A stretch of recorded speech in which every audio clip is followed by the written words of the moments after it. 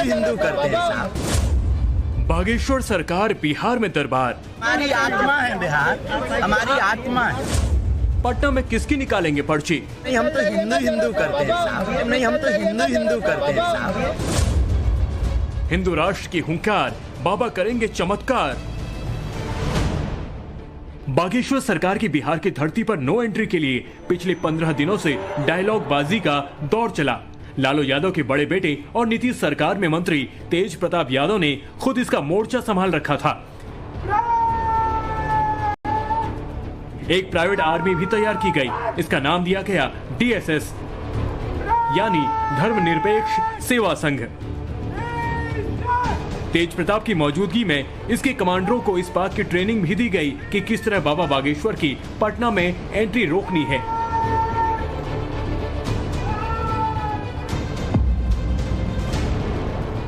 लेकिन आज जब आचार्य धीरेन्द्र शास्त्री बिहार की धरती पर कदम रखा तो एयरपोर्ट पर भी फूलों की बारिश हुई। क्या मंत्री क्या संतरी, हर कोई उस पल के इंतजार में खड़ा है कि कब सरकार आएंगे।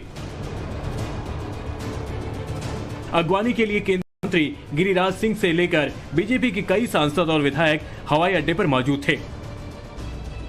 देखिए, मोदी सरकार के कद्दावर मंत्री और हिंदुत्व के मुद्दे पर बेपाक विचार रखने वाले ये गिरिराज सिंह एयरपोर्ट के अराइवल एरिया में बाबा बागेश्वर से मुलाकात के लिए अपनी बारी का इंतजार कर रहे हैं। आचार्य धीरेन्द्र शास्त्री का एयरपोर्ट पर पाग और शॉल से स्वागत हुआ।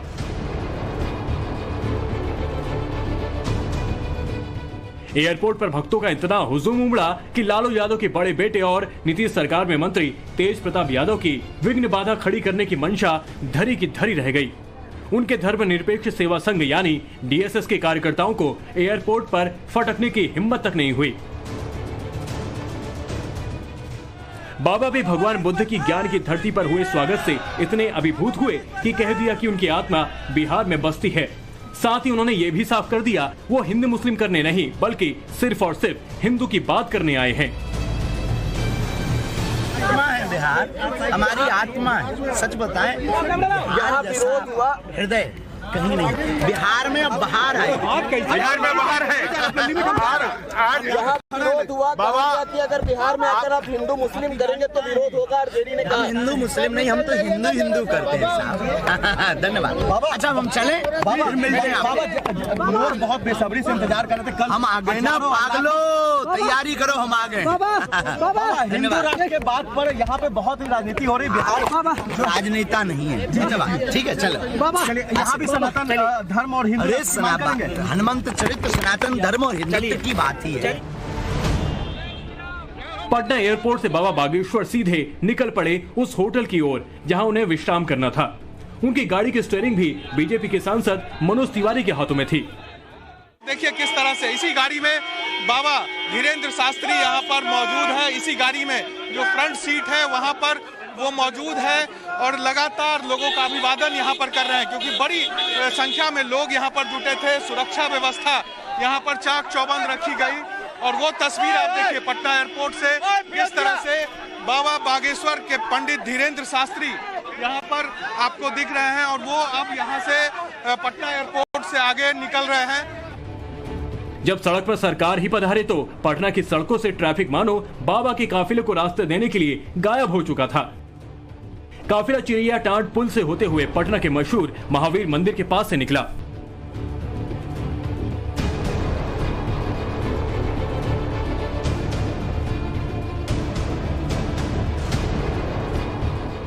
एयरपोर्ट से बाबा बागेश्वर सीधे पहुंचे पनाश होटल। यहां पहले मौजूद समर्थकों ने उनका भव्य स्वागत किया।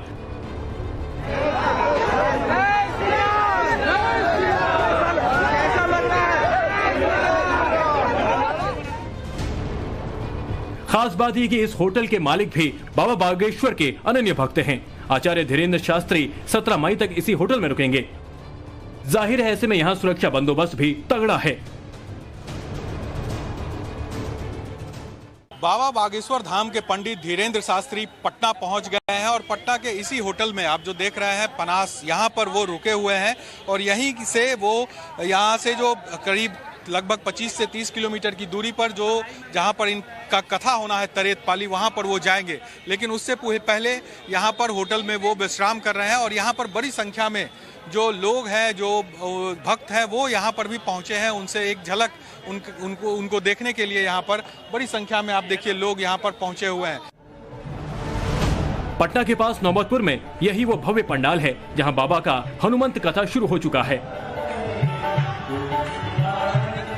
अगले 5 दिनों तक भक्तों से 1-to-1 रहेगा। भक्तों के मन पड़ेंगे, उनके भाग्य योग की पर्ची निकालेंगे और इसी इंतजार बिहार के कोने कोने से श्रद्धालु इस पंडाल में इकट्ठा हैं।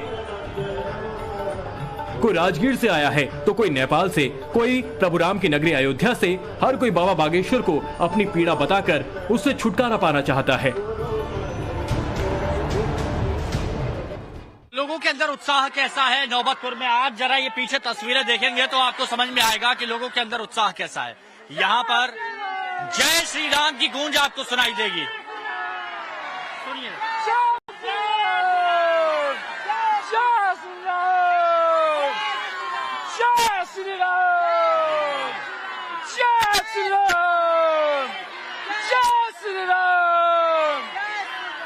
तो एक कह सकते हैं कि दिव्यता भव्यता का समागम यहाँ पर हुआ है। दिव्य माहौल है और बहुत अच्छा माहौल यहाँ पर कहा जा सकता है। दूर दूर तक जो लोग यहाँ पर आए हैं और दूर दराज इलाकों से कई दिनों से जो यहाँ पर इंतजार कर रहे हैं, उनके अंदर जोश कम नहीं हुआ, उनके अंदर जज्बा बिल्कुल कम नहीं हुआ। अलग अलग कलाओं के साथ यहाँ पर लोग पहुंचे हैं। क्या नाम है आपका? अविनाश बिहारी। अविनाश जी, कहाँ से हैं आप? मोतिहारी। अच्छा, तो क्या भजन गाते हैं? क्या जी। गाइए जरा कुछ। हाँ।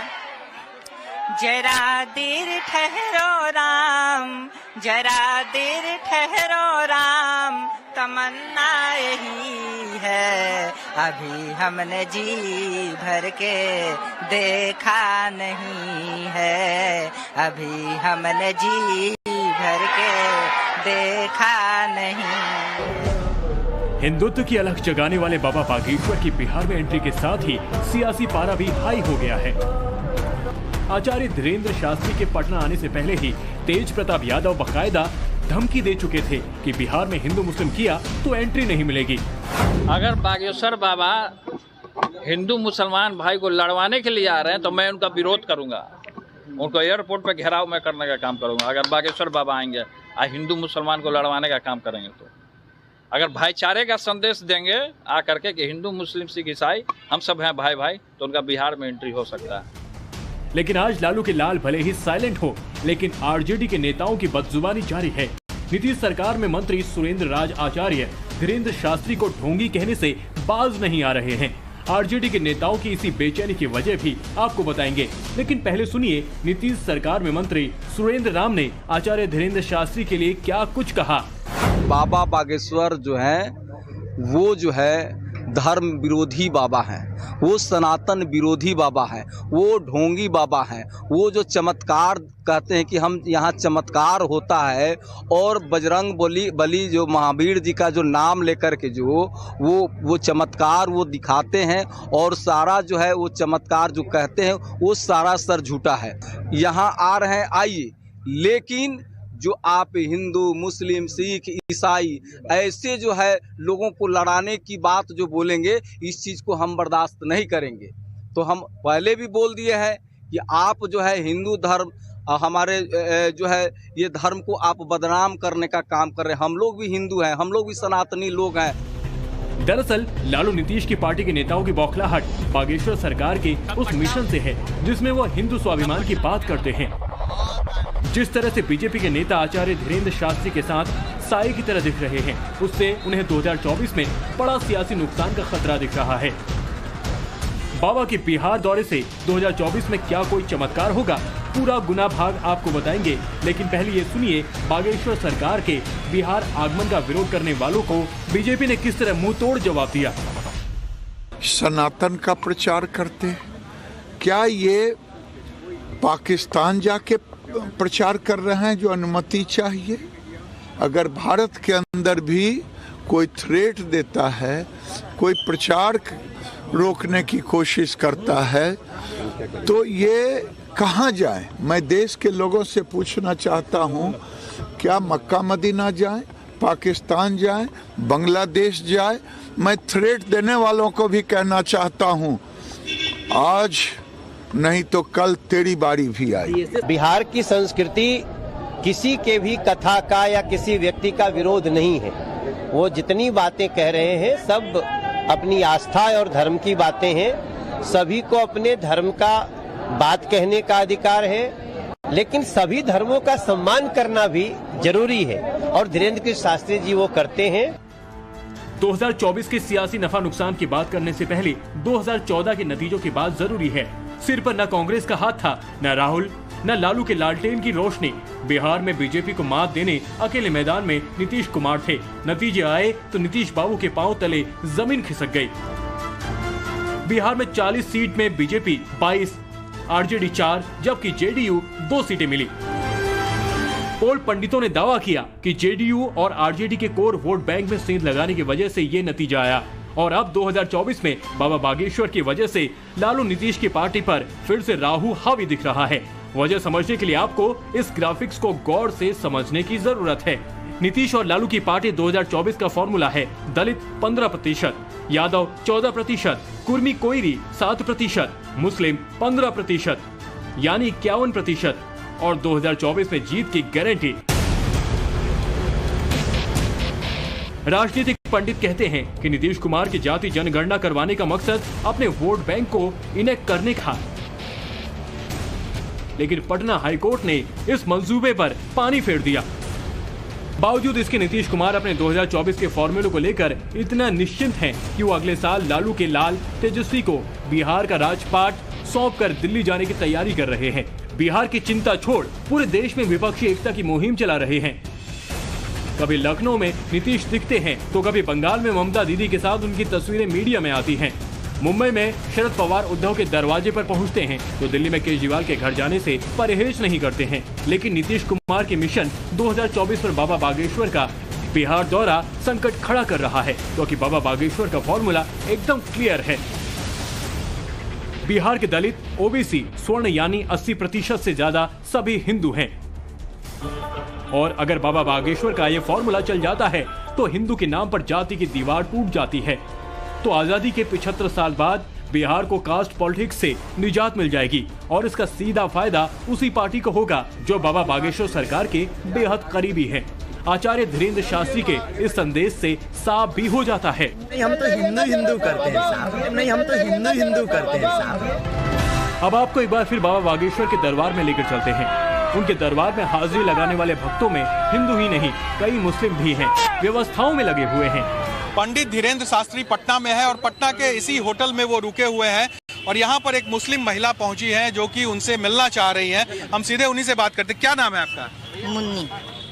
आप आए बाबा से मिलने? हाँ। अच्छा, क्या बात हुई है? हम उन्हीं से बोलेंगे जो मेरे घर में समस्या है। हमें कुछ लोग कहीं ना क्या कि आप उनसे बोलिए, समस्या आपका दूर हो जाएगा। तो मुस्लिम होके आप आई हैं, क्या कहेंगे इसमें? इसमें कहेंगे मुन्नी के यहाँ समस्या मुन्नी जी खुद बात करेंगे। आपको आस्था है इन पे क्या? अभी आस्था तो हम सुना है बहुत आदमी से, तो देखते हैं बात करके। अच्छा, तो हिंदू धर्म गुरु है, आप मुस्लिम है, क्या आपको कोई परहेज नहीं है? लोगों ने कुछ मना नहीं किया आपको? परहेज तो है, लेकिन परहेज क्या करेंगे? डॉक्टर के पास जाता कि नहीं जाता आदमी, तब वैसे। पटना के पास बाबा बागेश्वर का दरबार सजा हुआ है। 5 दिनों में यहाँ 5 लाख से ज्यादा लोगों के पहुँचने का दावा है।